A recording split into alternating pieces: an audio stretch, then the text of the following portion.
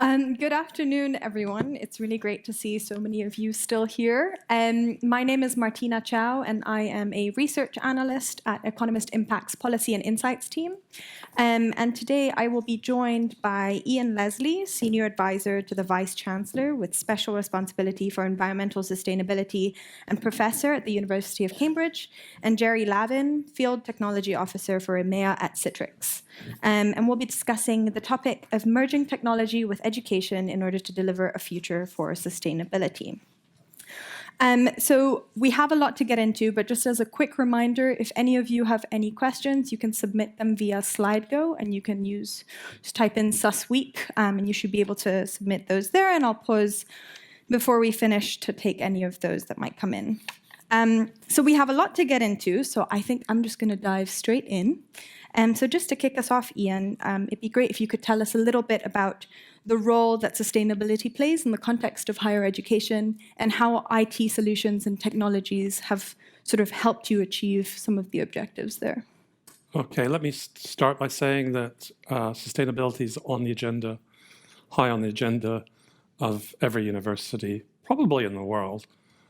We have students who, quite rightly, have high expectations of the institutions which they attend, and indeed some make decisions on the credentials of universities. Universities have a lot to contribute in terms of research, education. I myself am most concerned, my responsibilities within the university are about the operational sustainability of the university, so our carbon footprint.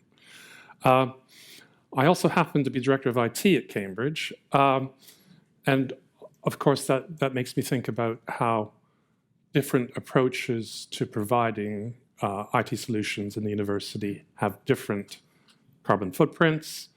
I think a lot of the conversation we're about to have, the pandemic is going to have a lot to say about that, because it's changed how we act and is also a consideration. So it'll be hard to switch that out. But it's very high on the agenda of every institution, and it's certainly very high on the agenda at Cambridge.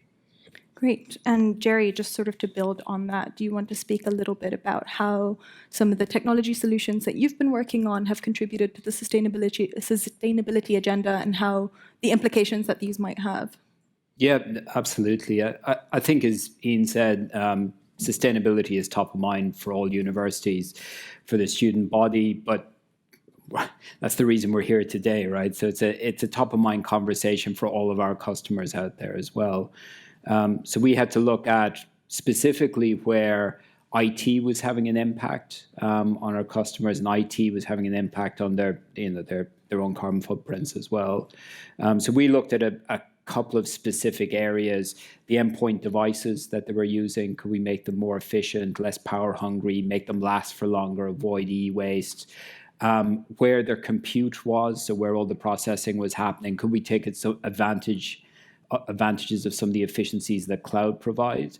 And which is challenging, right? Because as the previous speaker says, there is a shortage of green electricity. So just shifting things to the cloud doesn't necessarily address all of that, but it starts you on the journey. And I think the third part, and again, to Ian's point, the pandemic comes into this in a big way, but the third part was how we could help people work in a way that avoided unnecessary commuting. So in the UK, commuting is about 27% of all business travel.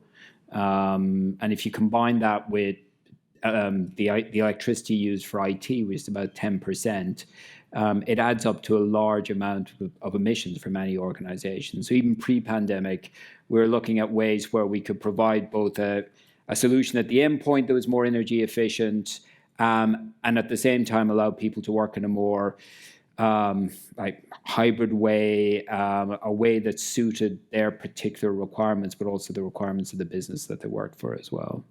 Yeah, I mean, I think the impacts of the pandemic has really made us realize how elements that we perhaps didn't think about from the sustainability perspective really were brought to light. And I think, absolutely. Yeah, there's an element of sort of commuting, which you'd never really think about. And so you have touched upon it, but sort of getting to this element of hybrid work. And could you tell us a little bit more about and this is a question to both of you, a little bit more about the partnership that you've been working on and how you've been working together to sort of deliver on these sort of hybrid work solutions?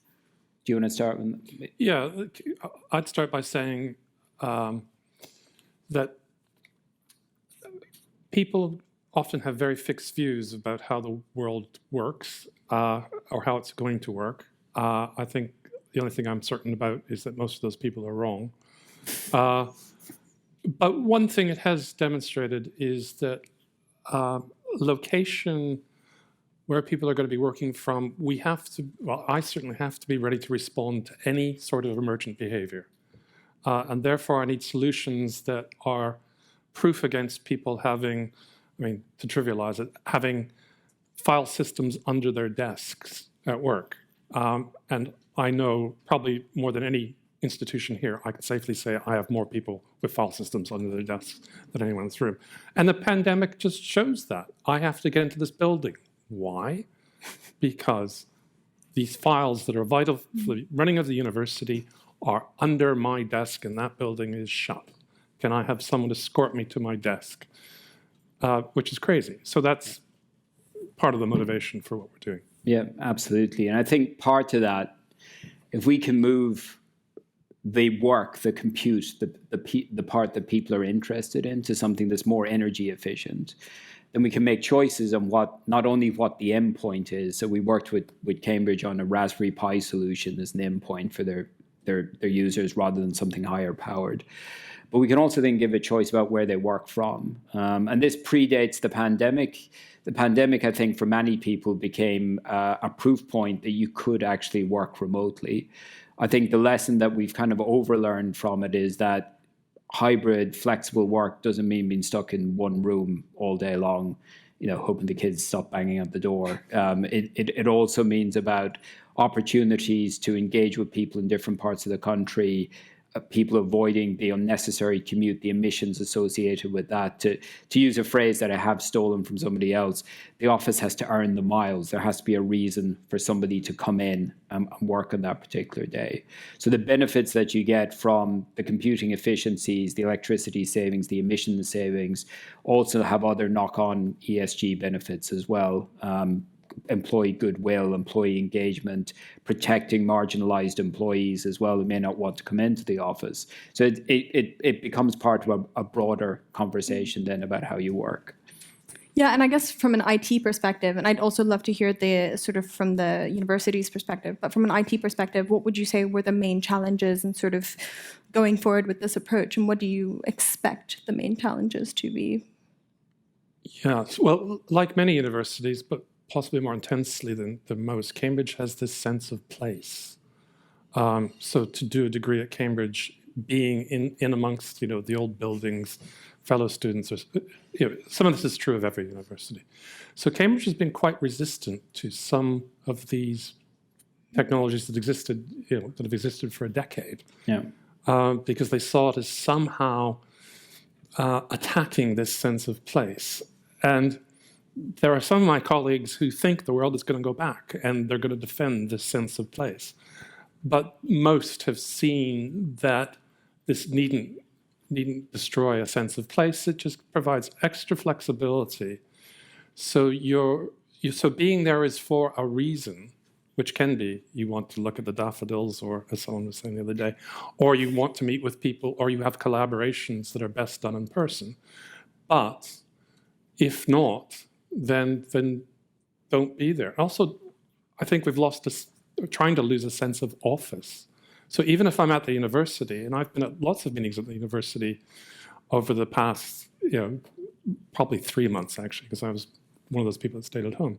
I haven't been in my office for more than 10% of that. I'm always, I'm moving around the university, and it's that freedom to be anywhere in the university I think is important. Yeah, because I think Dean's point, right, there's this sense of place, but that can be both positive and negative. We often dragged people into office locations, dragged people, like London had this huge, massive gravity for people, for their careers. It was a place that you had to go. That was positive. I moved to London specifically for that reason 20 odd years ago. But I think the reality is that we don't necessarily want to force people to come to one location to work. And that office doesn't necessarily have to be an actual place. And I think then that's where the knock-on benefits become associated with. If you can give that flexibility, you can optimize your IT systems around that flexibility and around also decarbonizing at the same time. So I think two of the challenges that we saw in having this conversation, probably pre-pandemic, were one, I didn't realize, or I didn't think that IT is part of the problem. Even though I think in Europe, IT uses 10% of all business electricity. And the Irish grid, for instance, is fast running out of capacity for data centers, which, when I go back home, I'm going to be worried about turning the lights on in the house. But so there's that challenge. But the other one was really around, we don't believe remote work, or we don't believe that hybrid work, because hybrid and remote are subtly different. We don't believe that hybrid work can work for our institution, work for our organization, work for our employees. I think the massive social experiment that was COVID proved that remote work can certainly work for at least large tranches of your employees.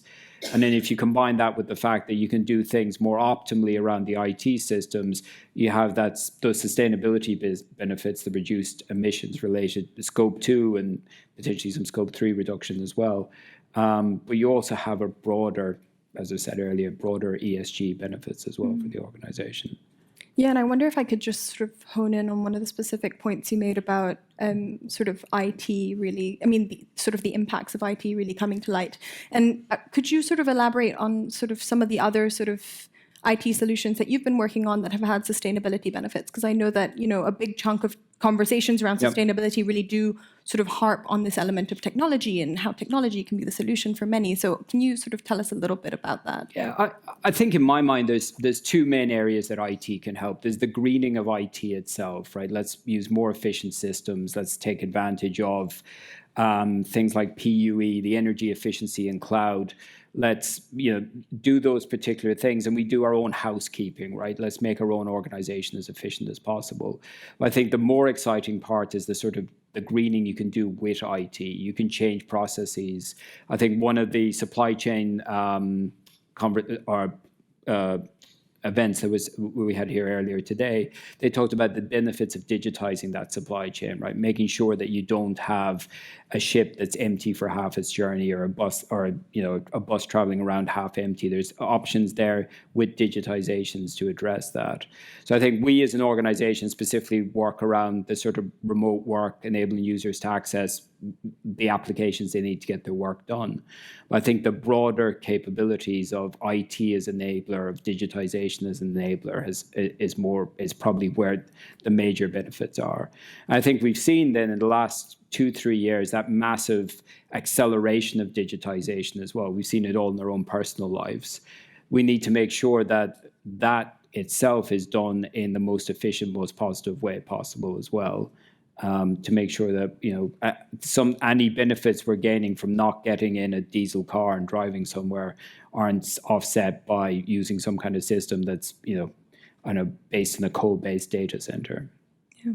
And I kind of want to circle back to a point we made a little bit earlier on, and sort of point this at you, Ian. I know, a lot of us are now familiar with the struggles of hybrid working, and many of us have sort of started pioneering some of these ourselves.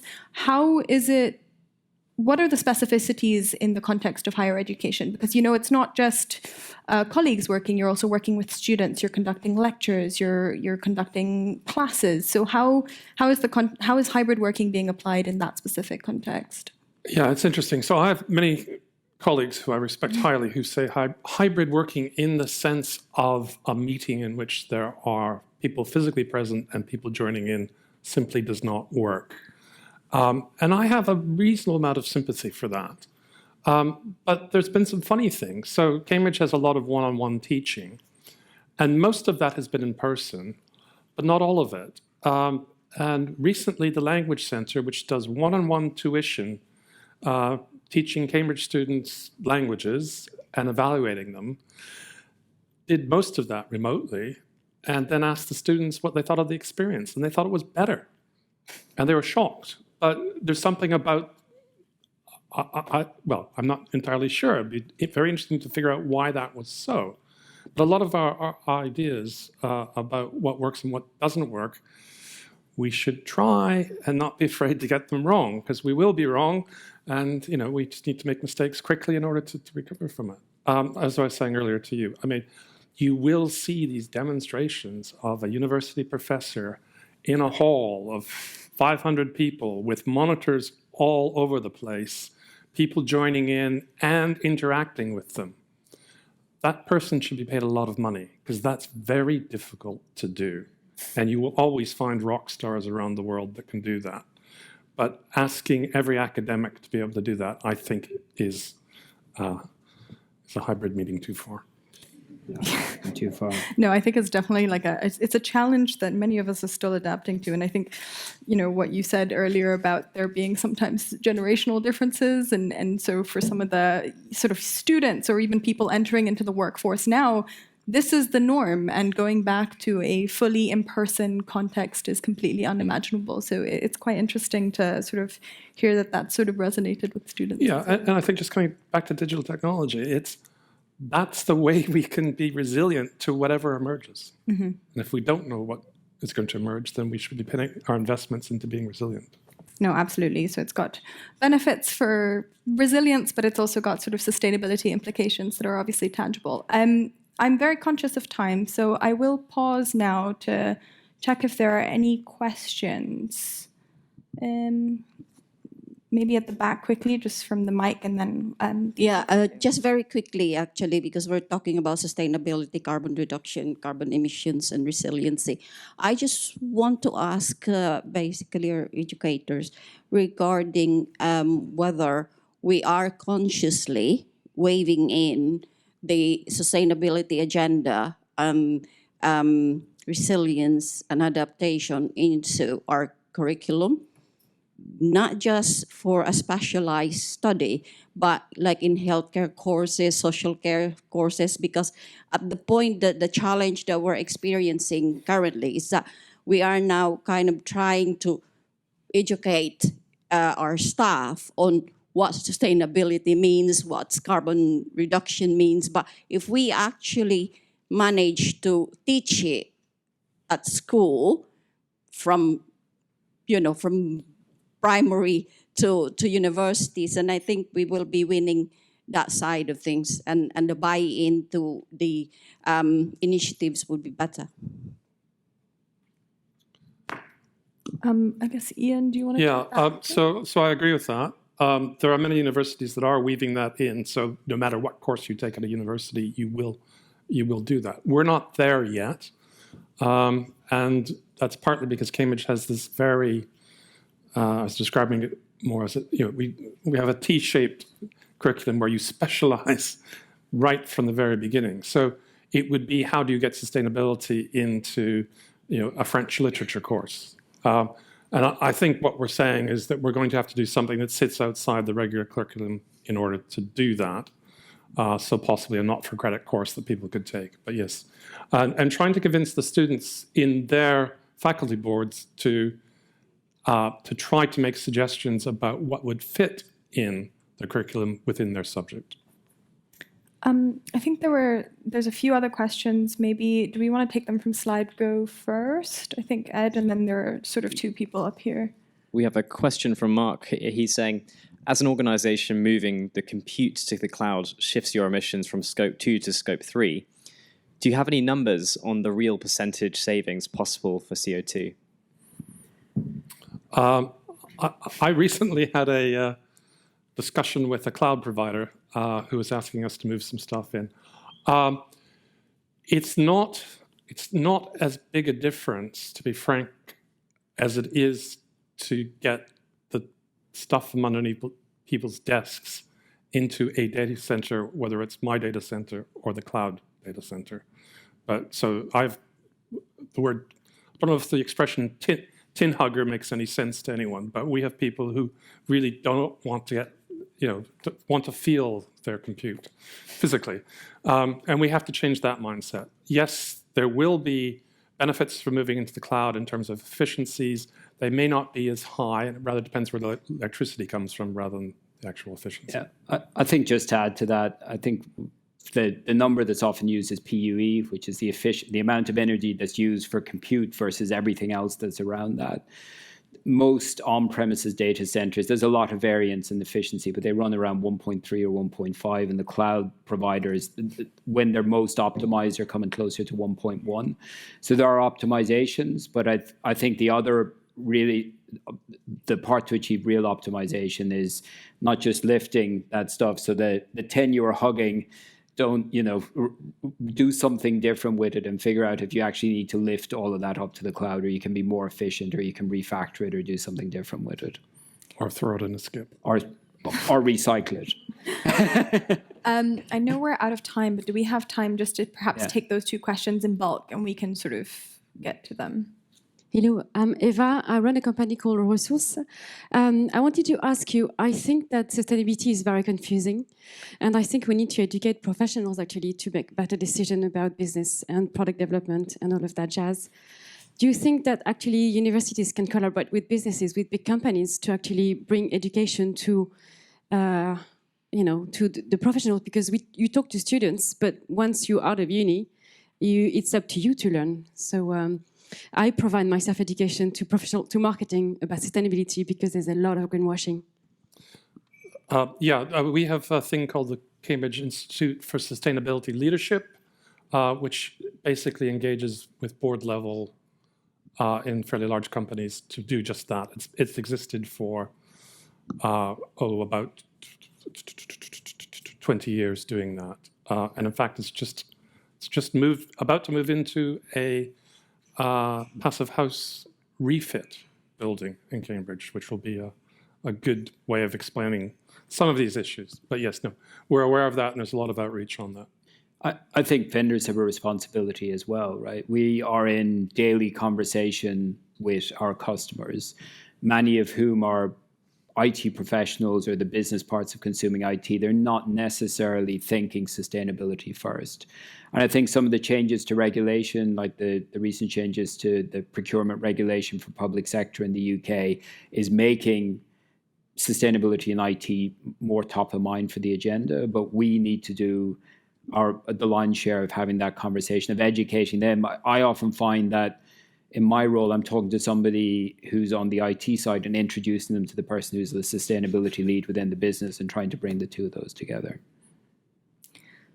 Great. Well, thank you all so much for your attention and great questions. If you could all join me just to thank both Ian and Jerry for their time.